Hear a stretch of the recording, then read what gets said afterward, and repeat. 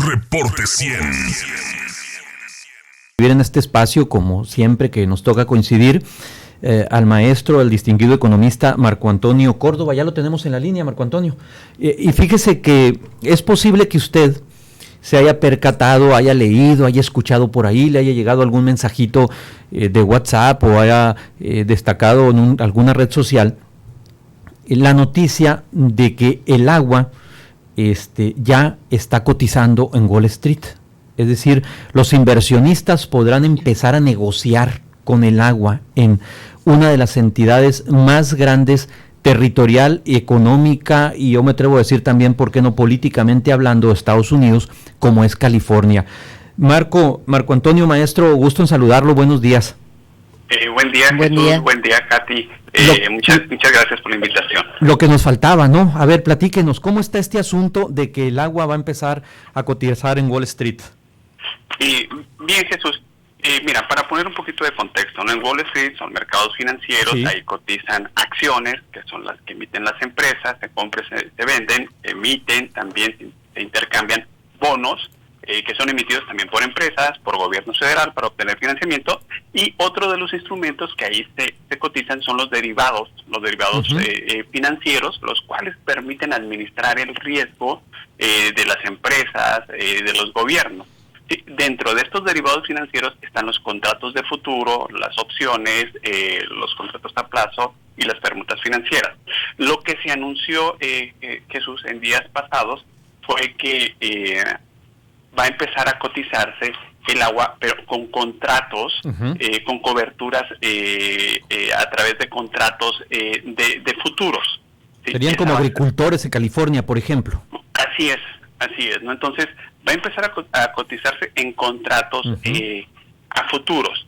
¿Sí? En este sentido, ¿qué vienen siendo estos contratos a futuros? ¿Sí? Este mercado de cobertura o a futuros. ¿Sí? Miren, permiten realizar de compra-venta, en este caso de agua, ¿sí? En una fecha establecida en el futuro, el próximo año probablemente, pactando el precio, ¿sí? La cantidad y la fecha de vencimiento. ¿Sí? Esto permite generar y administrar el riesgo asociado a los cambios en los precios, en este caso del agua. ¿Sí?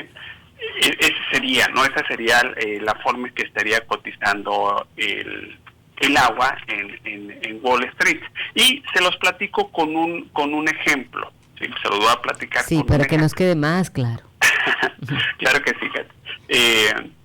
Suponemos que un agricultor de California, ¿sí? Que son los que van a estar haciendo este tipo de transacciones, de coberturas, ante la incertidumbre sobre el abastecimiento del agua el próximo año y ante la incertidumbre en el precio que llegara a tener, decide administrar este riesgo a través de un contrato de futuros, por lo cual acude al mercado de Nueva York, a Wall Street, y adquiere un contrato de futuro para comprar cierta cantidad de agua, suponemos 1,000 metros cúbicos, ¿sí? A un precio de $20 cada metro cúbico, el cual se estaría entregando en marzo del próximo año.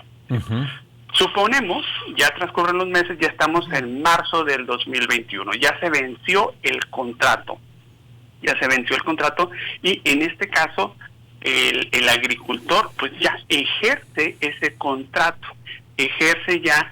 contrato para adquirir los 1,000 metros cúbicos de agua a 20 pesos. ¿Sí? ¿Qué es lo que va a ocurrir? En este sentido, se le va a entregar no el agua, sino la cantidad de dinero que establece en el contrato. ¿Cuál sería dicha cantidad? Serían los 1,000 metros cúbicos por los $20. ¿Sí? Es decir, se le estaría entregando al agricultor $20,000. ¿Sí?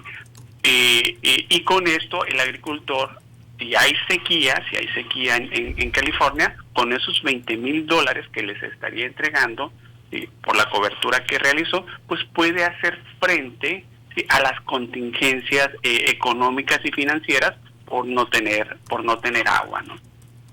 esa sería la forma de operar de estos contratos. Y esto todavía, además es el contrato, ya está la explicación, y eso al ciudadano, o sea, es decir, qué puede pasar esto que ocurre en Estados Unidos, de qué manera puede llevar a impactar a otras partes del mundo, o al ciudadano común, de qué manera nos debe de preocupar en un momento dado.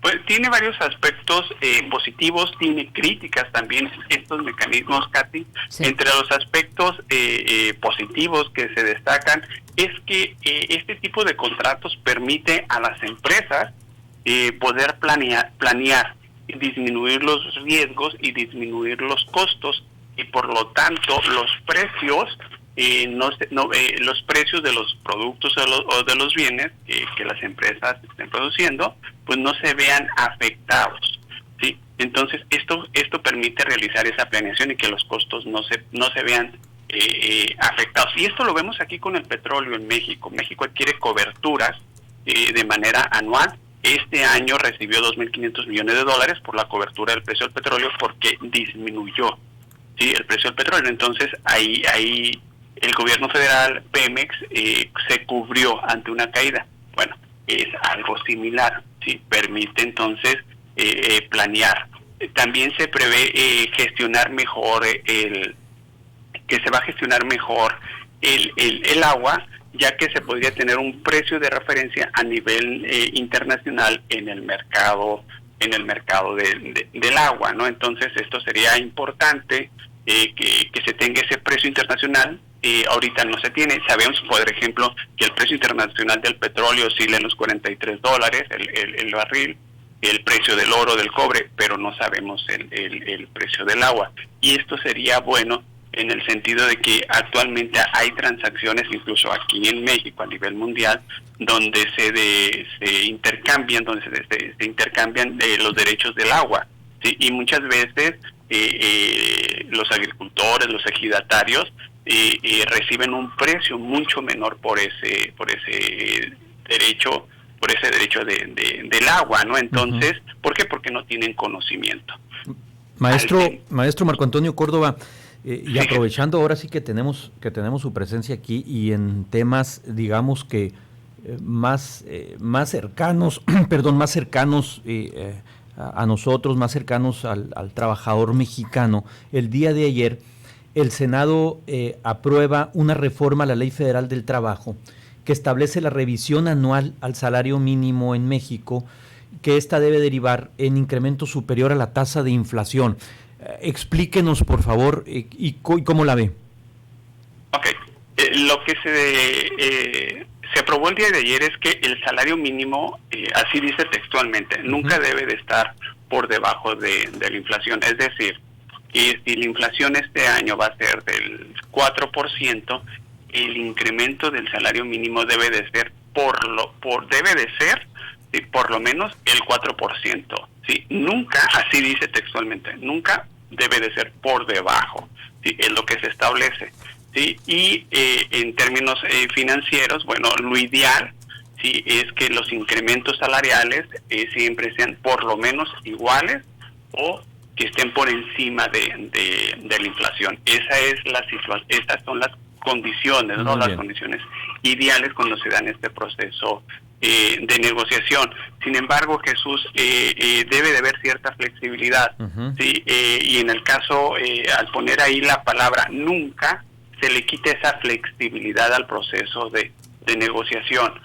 ¿Por qué? Porque habrá momentos de crisis económica como la que estamos viviendo actualmente, donde las empresas tengan dificultad para otorgar cierto incremento salarial. Entonces, al quitar más bien al poner esa cláusula de que nunca debe de ser menor, pues esa flexibilidad se pierde. Entonces, ahí sería la crítica, ¿no? Que no hay esa flexibilidad, y debe de haber esa flexibilidad. Muy bien. Marco, le agradecemos mucho, maestro, como siempre, que le ponga luz y que nos ayude a entender estos temas. Es un gusto, Jesús, un gusto, Katy, estar con usted. Buen día, buen fin de semana. Reporte 100.